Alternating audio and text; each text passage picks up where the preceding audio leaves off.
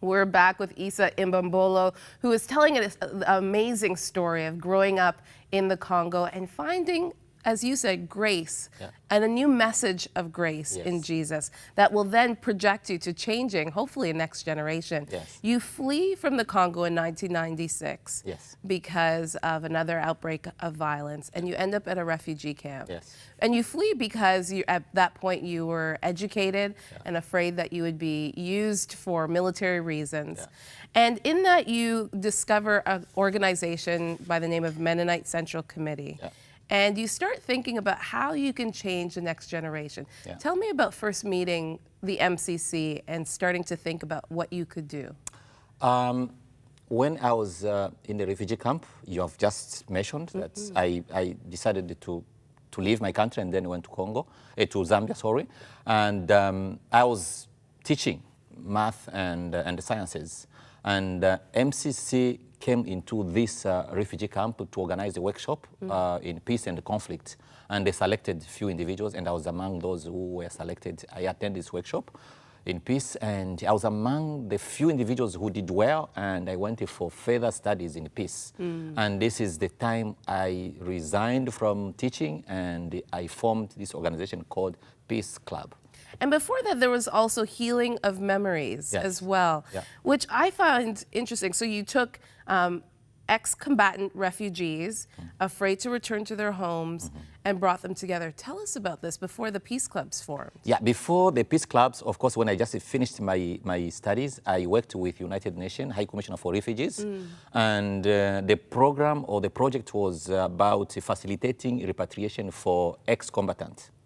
And these ex-combatants, they were not willing to go back into their countries because of the atrocities and the other crimes that they were involved in.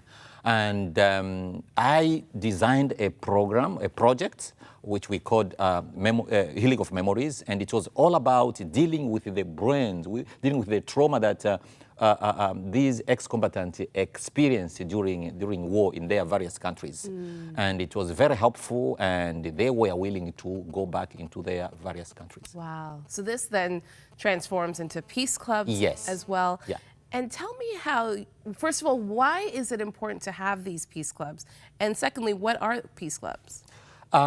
Maggie, that's a very good question. What motivated me to initiate Peace Clubs is because I saw young people, how they were used by the rebels and the government into violence. And I asked a few questions. Why are you targeting young people? And they said young people are too energetic and they are easy to be taught and trained, and they capture the concept and the theories very easily. And I said, I think we need to use these resources in a different direction. And instead of using them in violence, and I thought of initiating something that can help them to be involved in peace. And this is what motivated me in creating Peace Club. Wow. And especially coming from a man who has lived in a violent atmosphere and has seen that happen. What did that do to you? Because now Peace Clubs are in how many different African countries? How many are they? I started with 3 Peace Clubs, and now there are 650 in 14 African countries. Issa, how have you seen the next generation now change because of this learning of conflict resolution through Peace Clubs?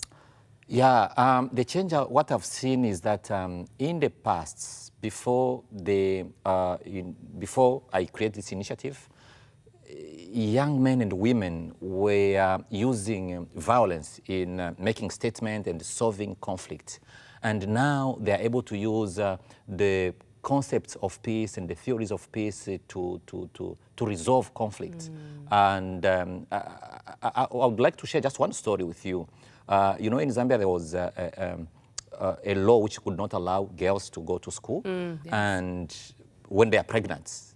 And what happened, girls, they worked together with other NGOs involved in gender, and they just made a statement. They just walk on the street with posters, we need a change.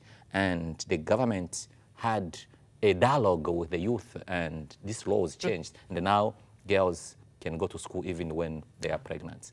So these are the skills that young men and women have learned in the peace clubs. And this is not only in Zambia, but in many African countries. And now you are moving on from being the director of peace clubs to now working with the MCC. Thank you so much, Issa, for your time today. You are welcome, Maggie, and I should also mention that it's not only now in Africa. Yes. Now Peace Clubs has come to Canada. Yeah. Well, we wish we had more time, but thank you again. You're welcome, Maggie. Thank you for having me here. Stay with us. We'll be right back.